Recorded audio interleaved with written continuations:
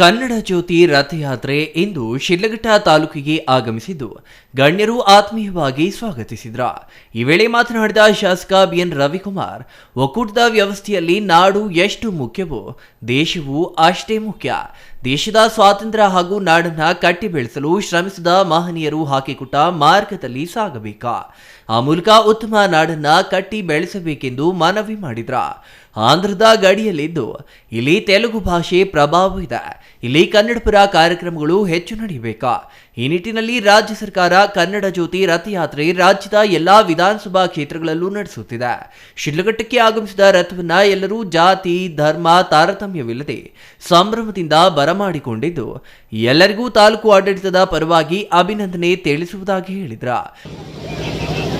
87ನೇ ಅಖಿಲ ಭಾರತ ಕನ್ನಡ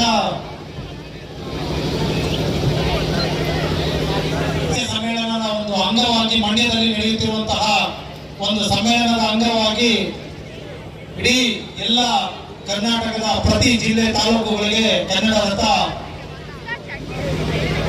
ಬರ್ತಾ ಇದೆ. ಅದರಂತೆ ಇಂದು ಶಿಡ್ಲಘಟ್ಟ ತಾಲೂಕಿಗೆ ಆಗಮಿಸಿದೆ. ಮಾನ್ಯ ಜನಪ್ರಿಯ ಶಾಸಕರು ಇದನ್ನ ಸ್ವೀಕರಿಸಿ ಚಾಲನೆ ನೀಡಿ ಕಾರಣಾಂತರಗಳಿಂದ ಅವರ ಆರೋಗ್ಯ ಸಮಸ್ಯೆಯಿಂದ ಅವರು ಚಾಲನೆ ಮಾಡಿ ಹೊರಟಿದ್ದಾರೆ.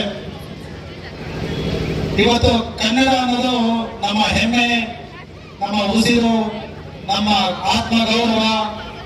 ಎಲ್ಲರೂ ಕೂಡ ಕನ್ನಡ ಮಾತಾಡಿ ಕನ್ನಡ ನಾಡಿನಲ್ಲಿ ಹುಟ್ಟಿರೋದಕ್ಕೆ ನಾವೆಲ್ಲರೂ ಕೂಡ ಹೆಮ್ಮೆ ಪಡಬೇಕು.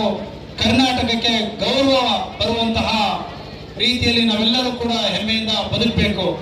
ಕನ್ನಡ ಜ್ಯೋತಿ ರಥಯಾತ್ರೆಯು ಸಾರಿಗೆ ಬಸ್ ನಿಲ್ದಾಣದಿಂದ ಕೋಟೆ ವೃತ್ತ, ಕೆಂಪಣ್ಣ ವೃತ್ತ, ದಿಬ್ಬೂರಹಳ್ಳಿ ಅಂಡರ್ ಪಾಸ್ ವೃತ್ತದ ಮೂಲಕ ದಿಬ್ಬೂರಹಳ್ಳಿ ಮಾರ್ಗದಲ್ಲಿ ಸಾಗಿತ.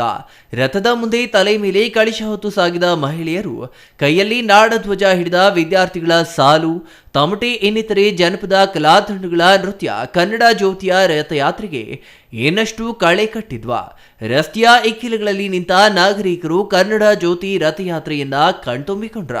ಇನ್ನು ಈ ಸಂದರ್ಭದಲ್ಲಿ tahsildar BN Swamy, EO Hemavathi, BEO Narendra Kumar, circle inspector M Srinivas, ನಗರಸಭೆ ಪೌರಾಯುಕ್ತ ಮಂಜುನಾಥ್, ನಗರಸಭೆ ಅಧ್ಯಕ್ಷ ಎಂವಿ ವೆಂಕಟಸ್ವಾಮಿ, ಕೆಎನ್ ಸುಬ್ಬಾರೆಡ್ಡಿ, ರೈತ ಸಂಘದ ಭಕ್ತರಹಳ್ಳಿ ಬೈರೇಗೌಡ, ಮುನಿಕೆಂಪಣ್ಣ, ರವಿಪ್ರಕಾಶ್, ಕಸಾಪ ಅಧ್ಯಕ್ಷ ಪಟೇಲ್ ನಾರಾಯಣಸ್ವಾಮಿ, ವಚನ ಸಾಹಿತ್ಯ ಪರಿಷತ್ನ ಚಲಪತಿ ಇನ್ನೂ ಹಲವರು ಹಾಜರಿದ್ರ.